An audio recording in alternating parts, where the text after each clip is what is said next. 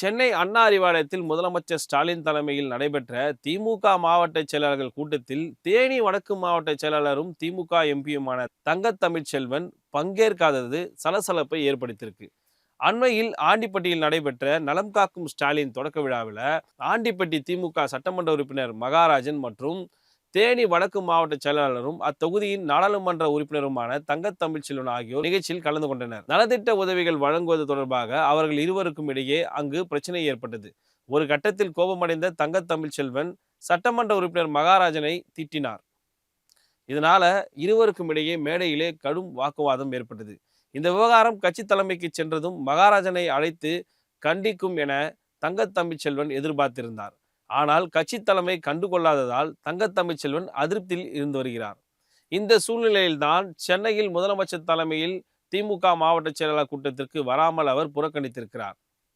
அதாவது டெல்லியில் இருந்து சென்னைக்கு வந்ததும் சென்னையிலேயே தங்கியிருந்தும் திமுக மாவட்ட செயலாளர் கூட்டத்திற்கு வராமல் தங்கத்தமிழ்ச்செல்வன் தவிர்த்தது கட்சிக்குள் சலசலப்பை ஏற்படுத்தியிருக்கு.